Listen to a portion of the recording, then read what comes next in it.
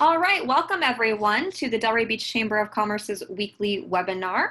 As always, if you have to leave a little bit early or you're popping in a little bit late, these webinars are recorded and they are posted on YouTube, on Facebook, and on the Chamber's website underneath the webinars tab. We're super excited today because we're welcoming Ben back. He actually did a webinar a couple of weeks for us ago, but now he's going to do a different topic, and this is a little bit of his specialty. So the topic today is film with your phone. How you can create, or how you and your business can create high quality videos with what's in your pocket. I know a lot of people have had to come up with unique ways to make sure that they're getting their business across during these times. And if you have something as easy as your phone to utilize, I think that's really, really interesting to hear about. So Ben, I'm going to go ahead and turn this over to you. Awesome. Well, thank you so much. And hello to everyone out there, wherever you are watching or listening right now. I'm super excited to be back and get to talk about this. As Angel said, one of the things I'm really passionate about. Just going to pull up a nice little presentation for everyone. And now my passion for videography started back when I was in school. I went to Lynn University, and before that, I was really anti-technology. I rather write a long book report than have to do a few slide PowerPoint. I just wanted nothing to do with technology. But as a journalism major, videography and filming and editing was a required course for my major. And I ended up having a really, really great professor who instilled his passion for videography, filming, and editing in me. And that opened up a whole world of opportunities and just exciting adventures for me to kind of dive into. And videography became something that was really big for me in my life because I was playing baseball at Lynn, and as a college athlete, you're in a seemingly 24/7 arena of competition, and you feel like you have to eat, drink, sleep, breathe baseball. And so what videography, filming, and editing did for me was it allowed me to have an outlet that was totally different from baseball, and it allowed me to do things with my teammates that was a lot of fun, but also with my friends. And for personal projects, it gave me a creative platform to just explore different ideas on, which was really big for me and helped put baseball in perspective for me. So I love this, and it's stuff that I do professionally now as far as videography goes,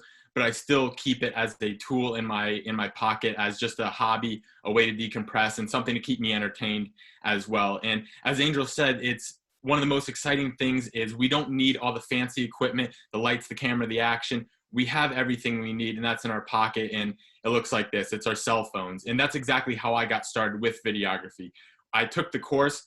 I didn't have the software. I didn't have the camera. I did have my cell phone, and that's exactly what I did. So I want to share 4 tips with everyone here today on how we can take better videos to create the high quality videos, whether it is for your businesses, for your personal life, for your hobby, or for some other venture that you're into right now. But especially with the times that we're in right now, getting creative with the resources that we have is huge. And I hope that these tips can help get your mind going a little bit about different ways that you can utilize the resources that you have.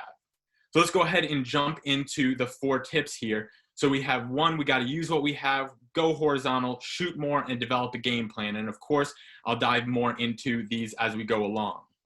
So tip number 1, imagine you're given a box. You say, hey, I want to create great videos. Let me order a video kit off of Amazon. And you go open up your door, and all that's on your doorstep is a box. You open it up, and there's just a cell phone in it. You're going to feel like a little bit let down. You don't have the camera. You don't have the lights. You don't have the microphone. What are you going to do with the cell phone?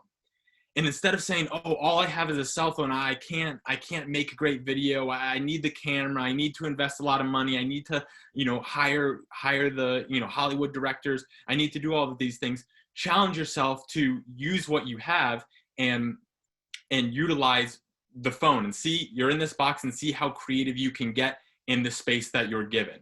So this is the biggest thing, and one thing that I'm most passionate about. If I had to pick just one tip out of these that I think is the most powerful tip, is to use what you have. Because regardless of whatever stage in life you're at, wherever you are with videography, photography, filming, editing, whatever it may be, there is so much equipment out there, and you're always going to feel like there's never going to be enough. Whatever you have is not going to be enough unless you take advantage of what you have. And like I said, I started with my phone and my phone only. And I wouldn't get to the place that I'm at now, being able to do videos professionally. I have the professional camera. I've been able to invest in things like drones, lighting kits, whole mic setups, everything like that, because I started with my phone. I started with what I have.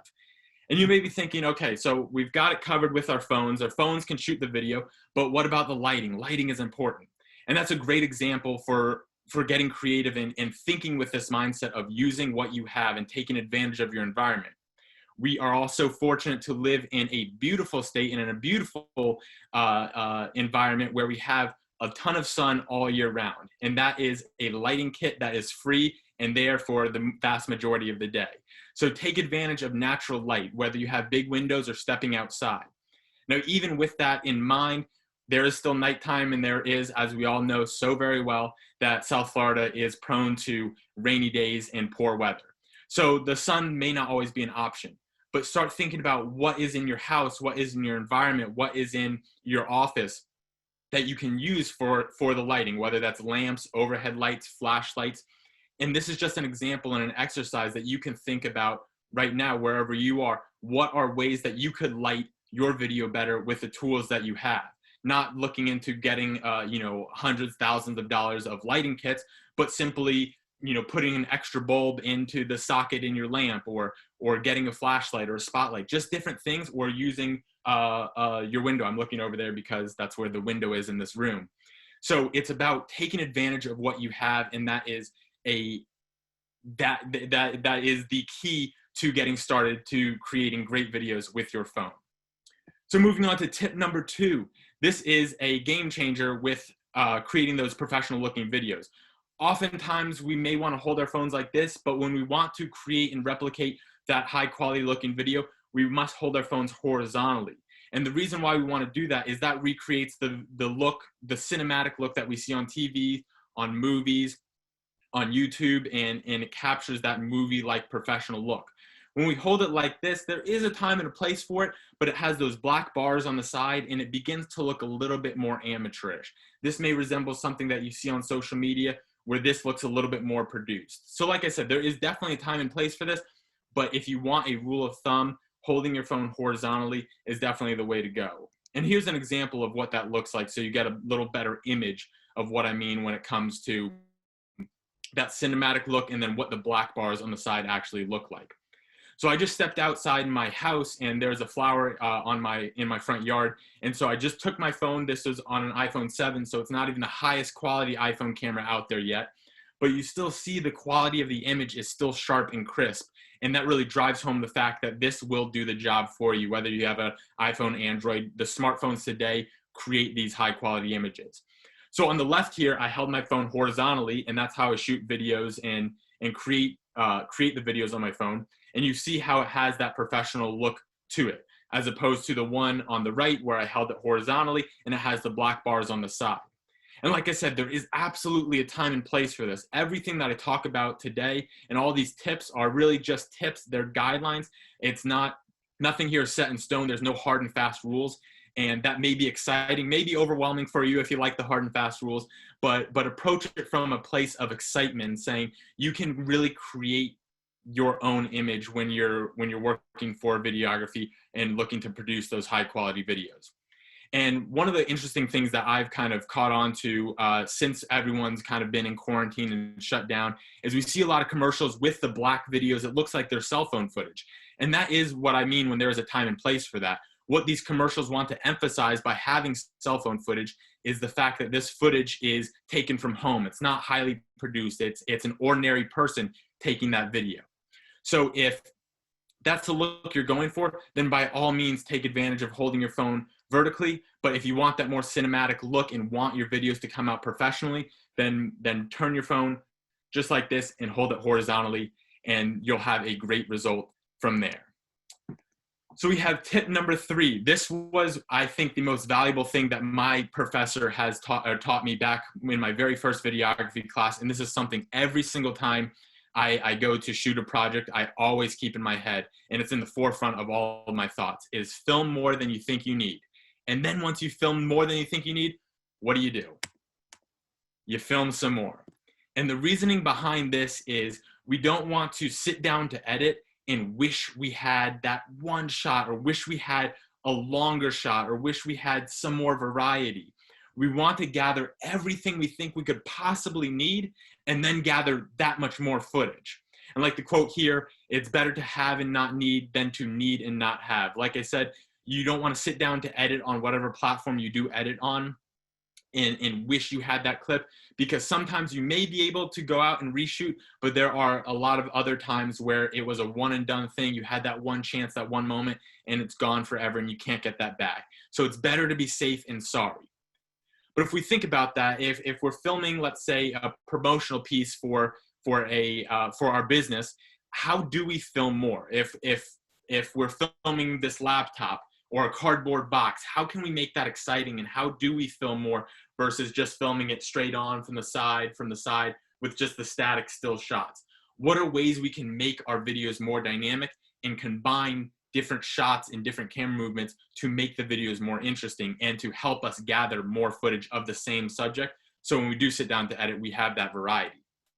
Well, we want to definitely use shot types and camera movements.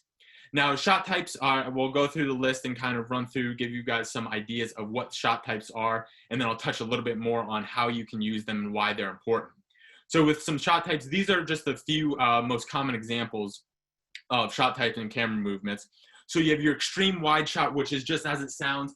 It's the furthest away from the camera and where you have the most space around your subject, whether it's a person, an object, whatever it may be. That's your extreme wide shot. And that may be good to establish the location that you're in, the environment that you're in. All these shots and all these camera movements help tell the story. And we want to start thinking in those terms when we gather these shots. We don't want to just shoot aimlessly, point and shoot, gather, clips on clips on clips. We always want to have everything we're shooting and everything we're recording have a purpose. And so we're moving down the list. Wide shot is just a little bit tighter, a little bit closer than the extreme wide shot.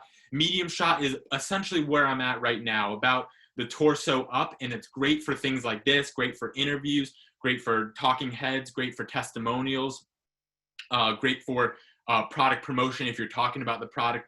Again, similar to something that I'm doing right now. Great use of medium shot right here. Medium close-up would be, again, a little bit closer, and then close-up would be maybe just my head, and then extreme close-up, maybe just my mouth moving or my eye blinking or pen writing on paper very, very close up. And just like the wide shot tells a story, each and every one of these other shots also tells a story. So on the opposite end of the spectrum, we have the extreme close-up.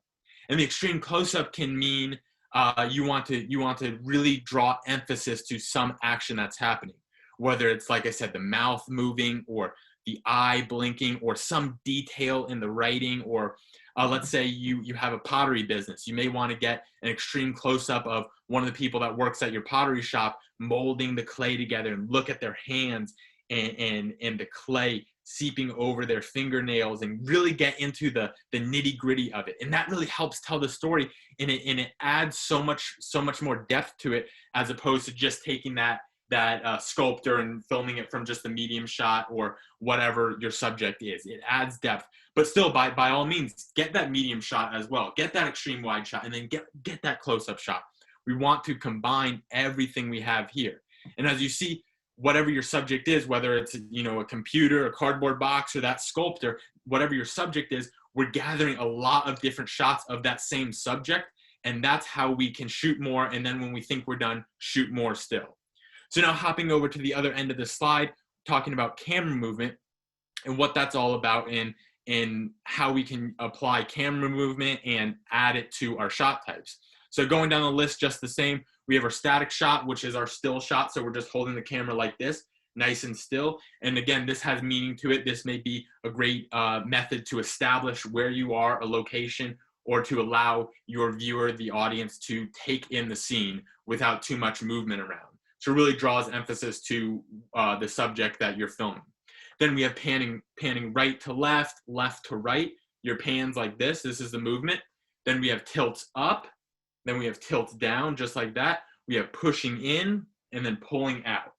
And so these are just a few of the many camera movements. You could get creative doing waves, spins, all sorts of things. Really get creative. And that's why I say these are all guidelines. These are all rules of thumb. Nothing is set in stone here. And I really do encourage you to explore, to experiment, because let's say you do go with the wave. You get kind of funky, you get a little crazy, and you do go with a wave, and you sit down to edit, and you said, that shot was not good at all. No one says you have to use it, but you do learn from everything you do. So I definitely encourage everyone to try new things, to push the boundaries and expand your creative mind and get those juices flowing. So speaking of creativity, these are some camera shot types and movements that are a little bit more creative. So to talk about some of those ideas. So imagine we're shooting a subject and in front of us, there's a tree. So we can reveal the subject from behind the tree, just like this. So my hand's the tree and we reveal from behind. And then we could go the other way, reverse reveal, just like that. And so these are adding, it's similar to the pan, but it's adding some extra layer in the foreground or the background that, again, adds a little bit more dynamicness to your shots and to your videos. We can shoot from low to high as well, and from high to low, and of course, bird's eye if we have the location that allows us to shoot way down, because that's a really cool shot to get. But just like all the other shots, these also help tell the stories, and the low to high and high to low are great examples of that. You may notice this in commercials, but definitely, or TV, definitely in movies as well, where superhero movies specifically, when the camera is shooting low to high, so shooting up like this at a character, maybe Superman or something, it helps make that character look powerful, look like they're in charge, look like they're running the joint. And so that helps tell the story. And it's not shooting straight up at the person, but shooting down a little bit.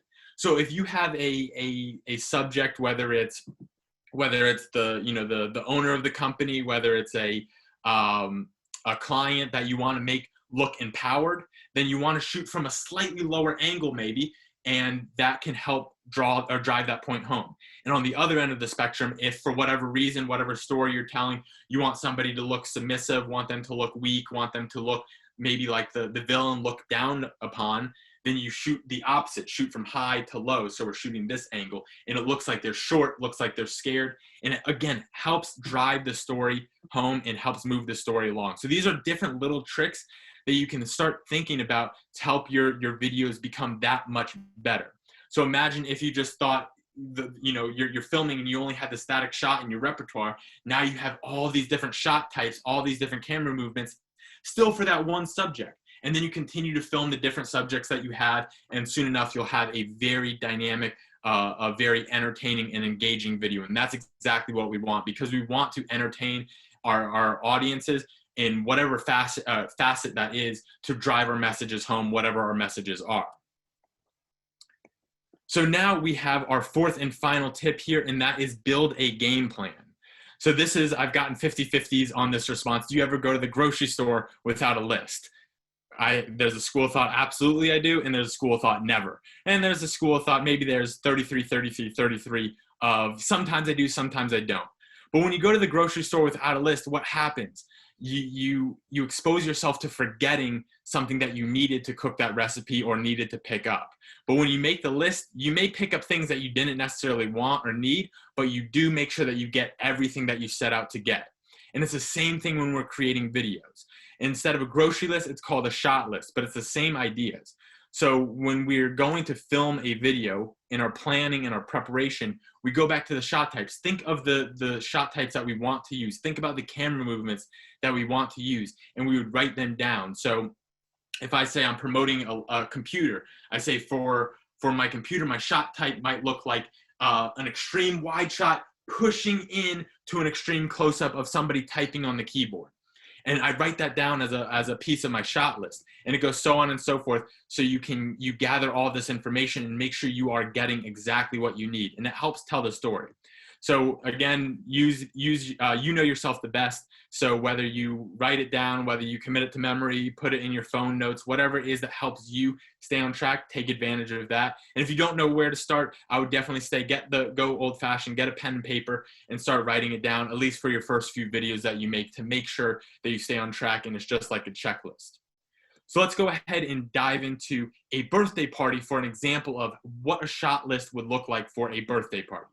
So imagine your friend is having a birthday party, one of your closest friends, and it's one of those milestone birthdays, like a speed limit birthday, 25, 30, 45, 50, one of those types of birthdays, 65, and you want to do something nice for them and create a nice little video montage for their memories. And so what does a shot list look like for a birthday party? So this is what a shot list could look like. It could look like the establishing shot of the party. Let's say you're having the party at a famous restaurant among your friend group, your favorite restaurant among your friend group. And so you definitely want to get the location. So that's what an establishing shot is. So we may get a static shot of the location. We may work on our pans of the location, the reveal of the location. But the location is a central theme of what this video is all about. We want to remember where this video took place, where this party took place. So we want to get our establishing shots. That acts as our beginning too. We definitely want to get the food. The food, we're at a restaurant, this is a birthday party. Food is a huge piece of parties. So we want to capture the food. Again, keeping in mind using shot types, different shot types and different camera angles and shot variety. We want to get the honored guest, so the birthday boy or girl, whoever your friend is, whoever you're making this for. We want to get honored guests, so anybody important, maybe family members or really close friends. We want to get people having a good time. Now this goes into a little sidebar on when we're approaching filming, we always kind of have to be on and attuned to the details that are happening all around us. And this ties also into making sure that we film more than we think we need. So let's say we gathered all the food, we gathered the honored guests, we gathered the decorations, we gathered everything we thought, but then off in the distance, there's two people going to refill their drinks and they're sharing a laugh. That's something we definitely want to get. So you have to keep your eyes peeled for those things because that's two people having a great time. And again, you may use it, you may not, you never know, but you definitely want to have it versus wishing you had taken it but didn't take it. So keep that mindset in the back of your head when you're approaching filming as well, whether it is for your business, hobbies, whatever it may be. And make sure you get important moments in the video or in the party, excuse me. And that can look like making toast, that could look like cutting the cake, thank yous, opening gifts, whatever those big monumental moments in birthday parties may be. And then something similar to the people having a good time, make sure you get the party favors and the party decorations because those are the small little details that help bring the story along and help add that much more flair and interest to your story and to the final video.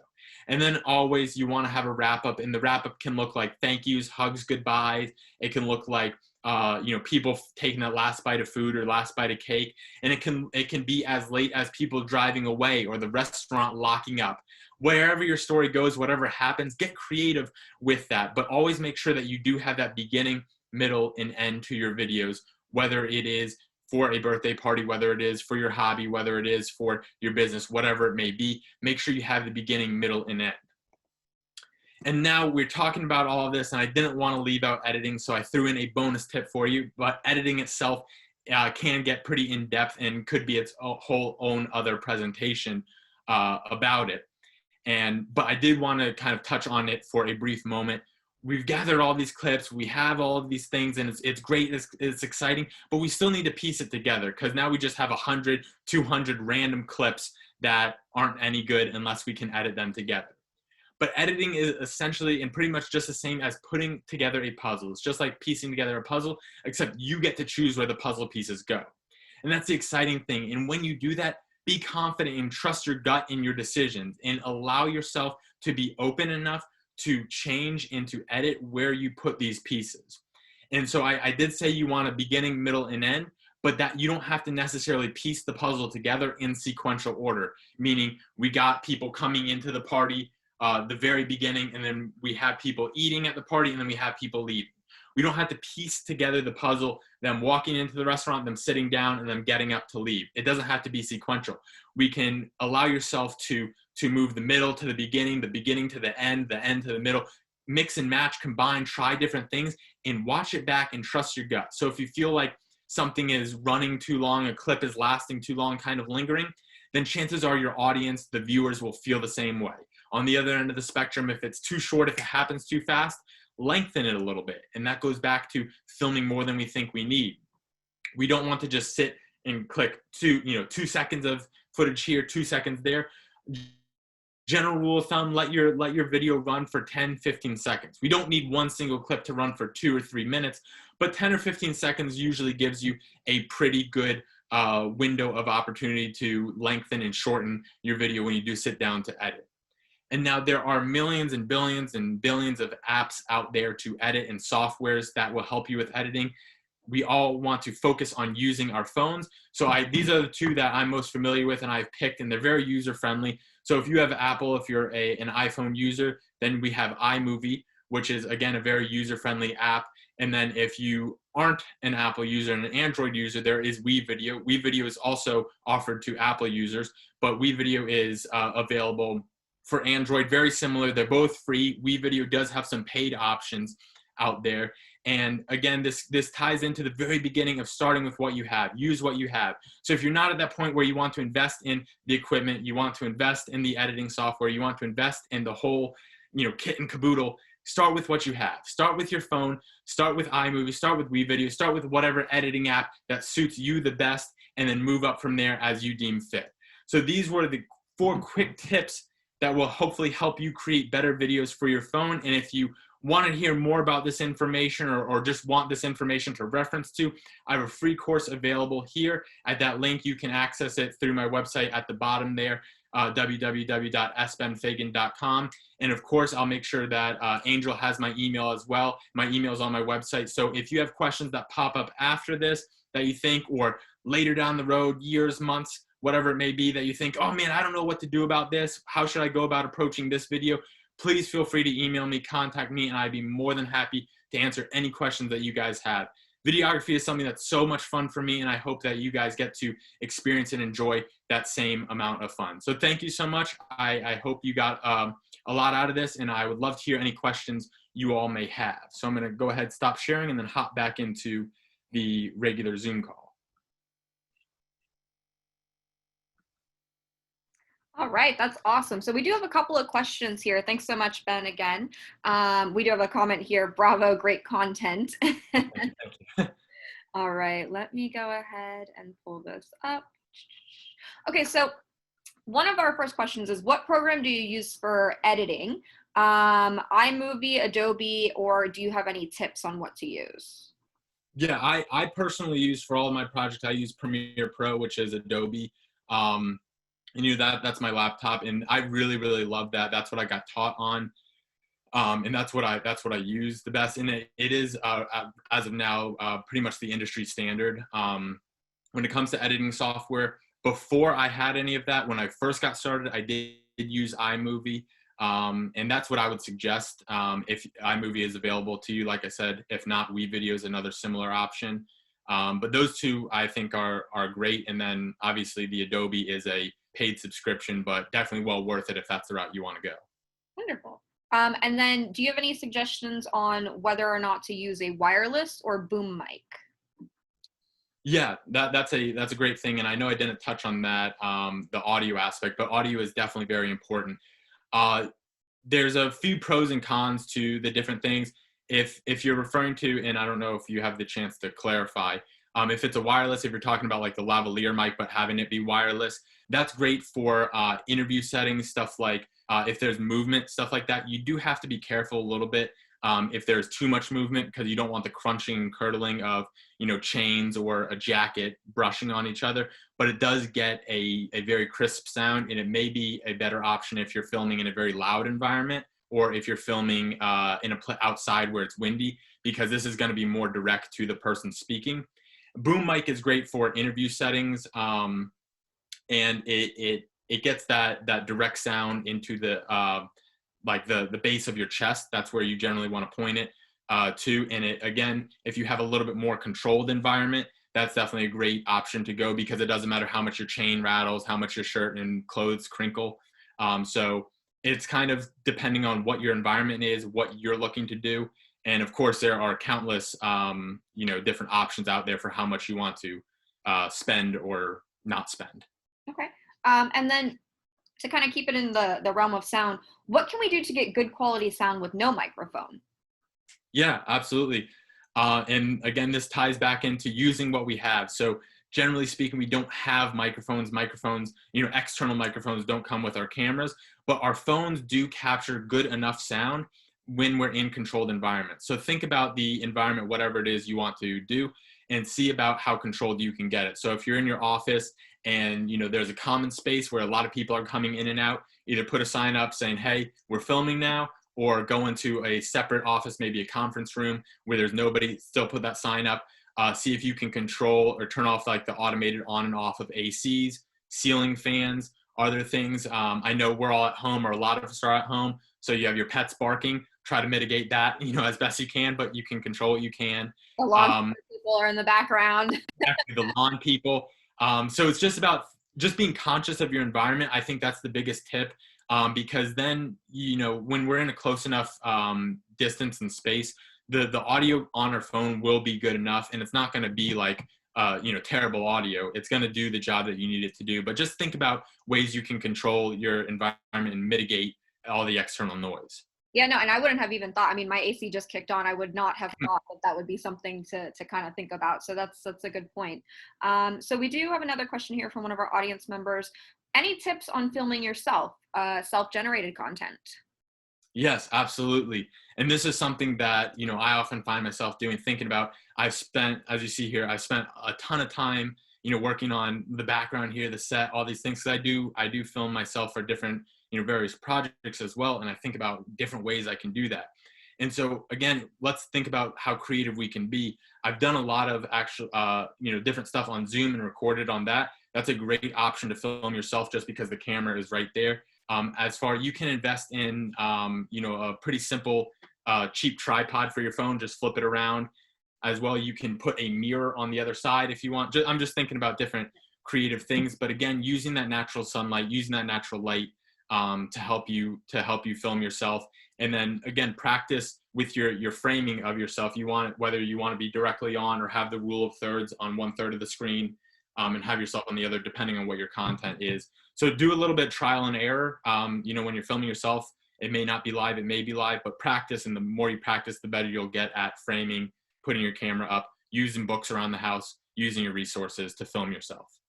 And so like when you find yourself maybe increasing your budget to kind of start spending on more things, would you suggest also purchasing a ring light? I feel like I see those around everywhere, and they don't seem too expensive. I feel like I've seen them for about $30.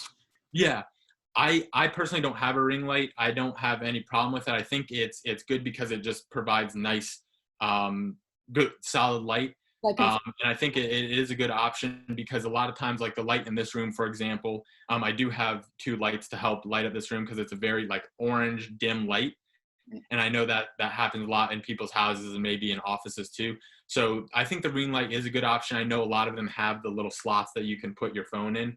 And that way it kind of also takes out, it's like a 2-for-1 with, your tripod and your lighting. So I think it's definitely a good option to look into. And again, I know there's a variety of different price points you can invest in. Wonderful. So I do have a question here. I'm going to, I think it's a question, but I'm just going to read it out loud and see if you can kind of pick the question from there. I just bought a new webcam from Costco, AVER Media Live Streamer Cam PW313C. I'm a loan officer. I would like to create some data for information with my cell phone and my new webcam. I don't know if there's a question in there that you can kind of pick out. Okay, well, I mean, I think again, you're utilizing the equipment that you have and that you want to use. So absolutely, again, I'm not certain what the question is in regards to that, but take advantage of these apps, whether it is iMovie, whether it is WeVideo, whatever it is, to help package that content together. And I do apologize if I'm not answering your question exactly what it was, if it is a question. To our viewer, if you don't mind, if there was kind of a question in there, you can go ahead and just maybe type to clarify it a little bit further. I feel like there's a question there, but I feel like I can't pick it out. Okay, so I do have another question here though for you. Do you use anything such as a GoPro? If so, can you go into detail about that? Have an advertising business here, great for filming without using hands. Any suggestions? Thanks. Yeah, absolutely. I love the GoPro just because it does create those unique shots, those unique opportunities. It's so funny because the one that I have is one of the older models, and I follow GoPro on Instagram and stuff and see all the crazy things they're doing.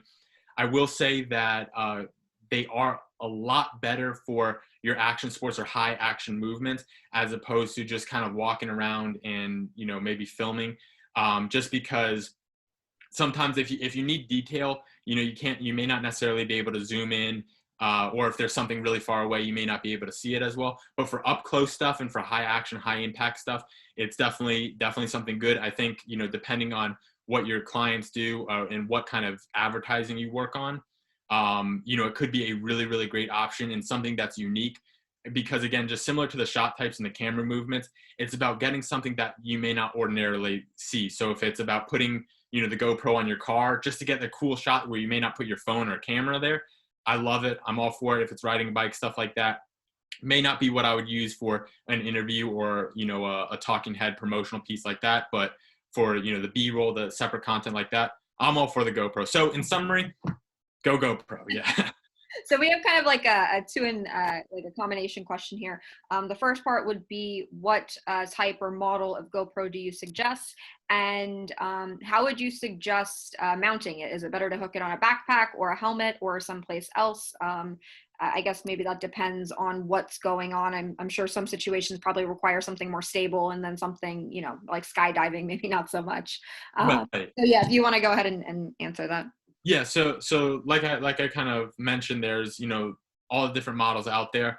I really don't think you could go wrong depending on what your budget is. You want to just go for the latest model. It's going to have all the latest things on it. Definitely not saying that that's what you need. You can go back and spend however much money you want. GoPro makes a good product in my opinion. In regards to and definitely don't just take my word for it. Look up reviews. This is what I do for my equipment as well. I'm not, I definitely don't want to tell you something that I wouldn't do. Before I buy a camera, before I buy mics, lighting, GoPros, whatever it may be, I always do, I just recently got a drone. I always do a ton of research on it from a variety of different people, platforms, creators, and business organizers to kind of get my answer from that too. But I'm a fan of GoPro. I think they do awesome stuff in regards, because I do see the comment on the side here. That's what I'm looking at. But in regards to walking around, a grand opening, you want it to be stable. I think the best place would be if you have the chest strap, because if you think about it, the head moves a lot. Unless you're looking for that point of view specifically on the head. If you want to capture that look, then obviously on the head would be great. On the backpack, it may be a little shaky. If you have the strap right here, it may be good. But I think to get the most stable shot and to get walking around how I would picture it, a grand opening, if you get the chest strap, that comes with a lot of them, or you can buy it separately, and just have the GoPro right here. It should capture what you want. So hopefully that was helpful. GoPro, I just happen to know this like as a little fun-off fact. They actually sell kind of like a variety pack for a very reasonable price that has either the head mount or the chest. It's got several things in that little package that you can purchase. So that might be something to look into, especially if you want to use the GoPro a lot. So is there any special length your videos should be to post on social media? I know that's kind of where people like to do a lot of their pushing, because you have such an opportunity to reach an audience. So what is that time frame to really captivate them? Yeah, it all goes back and it ties into what your message is and what kind of video you're trying to create. But generally on social media, we want to stick in between that 30-second to a minute realm, which we're all familiar with at this point, just because if we think back to the days of Vine, I don't know if we're all familiar with that, but it was the social media platform that just had 6 seconds of video and that was it. And the creativity and the amount of information that was jam-packed in the 6 seconds was mind-blowing. And so you think that's just 6 seconds, the amount of things that you can do in 30 seconds or a minute if we get creative and think about how we can do that. So for your Instagrams, for your Twitters, for your Facebooks, generally keep it in that frame. I know Facebook and with IGTV as well, it does allow for a little bit longer form projects. But I think once you start getting it up into the 7, 8, 9, 10, 15, 20 minutes, take advantage of YouTube. That's a great place. And there is a whole different culture on YouTube that allows you to have a, kind of inside look. And something that I do kind of want to just throw in there that just came to mind too, is people will ask me, I get this question a lot, what kind of content should I create? I'm thinking about content. One of the coolest things that I've heard, you may have heard this as well, is don't try to create, just try to document. And so if going back to the pottery making example, instead of trying to create a whole video around pottery making, it's a really cool thing because that's not what everybody does every single day. So document the process of making the pottery. It's very similar to like the vlog culture that's, becoming popular. That's definitely an option that's out there that, again, maybe something that you might not have thought of, but something that people really want to watch and be a part of, and allow them into your business, allow them into your company, and get that inside look. I always think that's a really cool angle to go from. Wonderful. So would you say, if possible, to kind of stick to the shorter end? Like, if you can get all of your information in with 30 seconds, is that more ideal than the 1 minute mark? Or in your experience, the 30 second to 1 minute is kind of the same? Yeah, no, I think that if you can tell a great story, and that's what it's all about, is making sure that you get your message across and you tell your message. If you can tell your message in 30 seconds, do it in 30 seconds, because as viewers, think about yourself as the audience. If we would rather watch a 30-second video and be wowed by a 30-second video than, be interested in a minute video. But again, that's not to say if you can create a really dynamic and exciting minute video, then by all means. But it's just about, instead of focusing so much on length, I would honestly encourage you to focus on message and really see how tight, clean, entertaining, and concise you can get your message. Again, I know I said entertaining, but in that entertaining way. Right. No, they kind of go hand in hand. For myself as a viewer, sometimes when I'm watching on Instagram, the little videos where they give you a preview, but then you have to press continue to keep watching. I mean, if that first, 10 seconds isn't enough I'm not going to press continue. So it's funny. They do go hand in hand. What are some options for adding music or sound effects to your videos? Yeah, I know that with iMovie it has a record button on there, so you can do voiceovers, you can record music, you can upload your own music. Same thing with WeVideo. WeVideo does have a few free options as well as paid options. Again, if you want, and we're just talking about using our phone.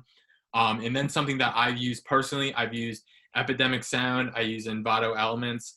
I know there's Storyblocks. There's a ton of other different stock sites out there that if that's the route you want to go, to definitely do that, because you do pay for this subscription, whatever it is, a month, and it licenses all the videos for you for commercial use. And that's a huge thing when it comes to running a business as well. So if you're monetizing the videos, if you're making money, or just need that flexibility for commercial use and not want to run into any licensing issues, buy the subscription. They have different plans, your pro, basic, just like every other subscription.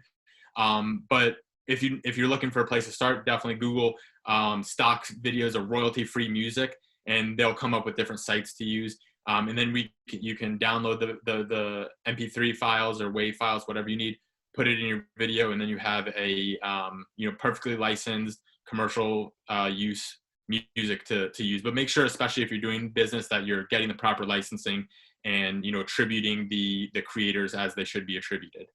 Yeah, I mean, I definitely, after you're speaking about that, I feel like we need to have you back for an editing presentation, because I'm sure that kind of falls into there a little bit. So we're gonna have to get you back in December, I think. So circling back to our questions from our audience, which drone do you suggest? GoPro, Mavic, or DJI? I'm not sure if GoPro still does their drone, but which one do you suggest, if any? Yeah, and this was something that I did a lot of research on, because you have your toy drones at Walmart, and I'm thinking, like, is that good enough? Do I need to invest in $10,000 from DJI, whatever? And so I did a lot of research on, and there's a ton of different brands in between. But the one that I have is DJI, and the reason why I did that is I did end up talking to one of my friends who builds his own drones and is really into the drone industry. So he was somebody that I referenced a lot and said, hey man, like, what's the deal? Because I was, in the same position. I didn't know, sometimes the options get overwhelming. And he said that DJI really produces a great product. And I have the Mavic Mini, which is, the small one, captures up to 2K, shoots in 1080p. So everything that you need, up to 60 frames, all the, hoopla that you could ever want and imagine, and for a very reasonable price point. In my opinion. And then you can, from there, of course, upgrade, however you see fit. But to answer the question, definitely, I've been happy with DJI. I've had it for a while, and it's done everything that I want. So I'd say that, and then, of course, continue to do your research. Wonderful. So if anybody else has any other questions, please feel free to type them down in the chat. I know that I have one more. What are some different style videos you can create with the techniques that you talked about today? Yeah, this is the most exciting thing for me when it comes to, you know, these techniques and these ideas, is that it really is a great starting point for getting started with whatever videos you want to. So whether this is, you know, as the title of this whole presentation states, filming for your businesses, you know, because I know that's a big thing. Then it's great for businesses within the business realm. You have your interviews, you have your promotionals, your talking heads, your whatever it may be. You have all of that. And then if you want to get into the personal realm, you know, it could be filming your kid's soccer game, or, you know, a family friend's birthday party, or, you know, capturing memories is a great option.